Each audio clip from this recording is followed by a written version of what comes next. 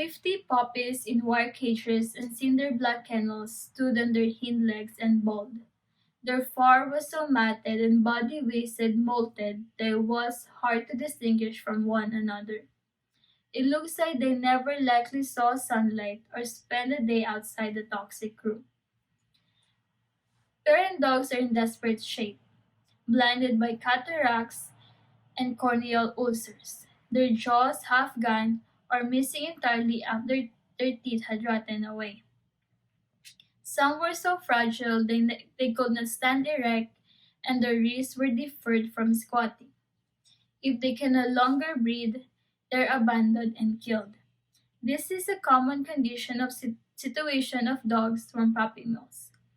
As some of you are dog lovers and adore dogs, can you imagine your dog came from this horrible and inhumane condition? According to the statistics of the Humane Society of the United States, or HSUS, and a recognized non-profit organization that fights to end the suffering of animals, that there is an estimated of at least 10,000 puppy mills in the United States, fewer than 3,000 which are regulated by the U.S. Department of Agriculture in 2020. In order to stop this horrible puppy mills business that only care about the in profit, I'm here to tell you the problem of the associated with puppy mills, their costs, and the solutions to solve this. First, problems. The first problem associated with puppy mills or dog breeding facilities is their dogs live in horrific condition. Every year, HSUS publish reports of abuse and humane dog conditions under licensed breeders. They call it the Horrible 100. One of the cases featured was in March 2019.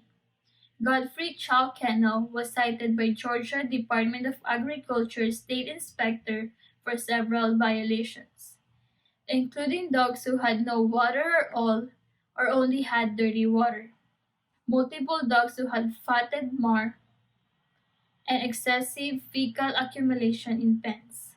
Second, sold dogs for puppy mills are sick.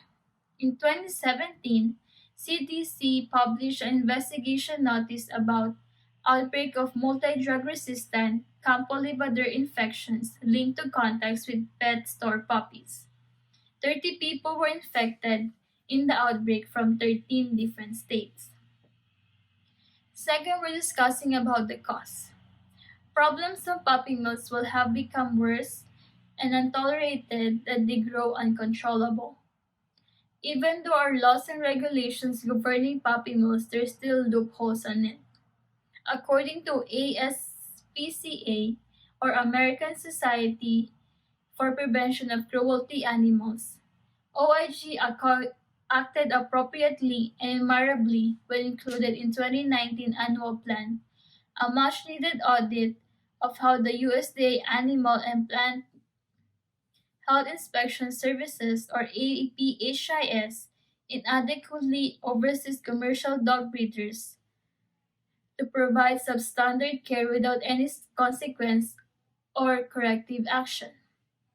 On the other hand, people are also to be blamed for the existence of the puppy mills.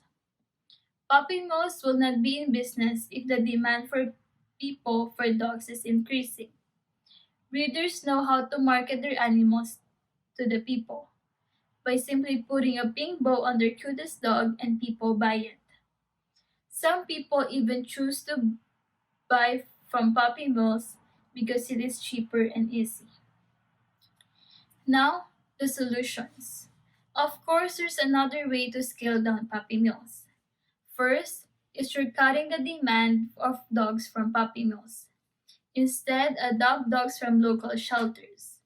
Local shelters ensure animals have their shots, they're receiving proper food and water, and were checked often by veterinarians. Second is donating to nonprofit organizations like PETA and ASPCA.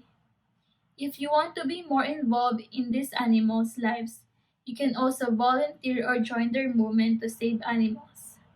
Lastly, writing to our local government and asking them to close loopholes on Assembly Bill 485 that prohibit pet stores from selling pets, especially from puppy mills.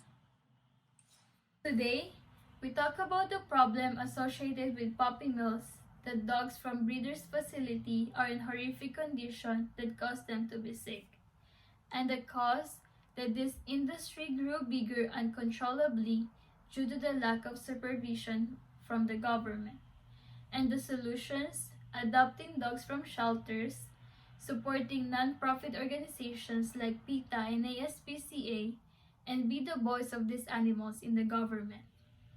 Matt Burchett-Kerr, President and CEO of ASPCA, said, "Pets are not living appliances.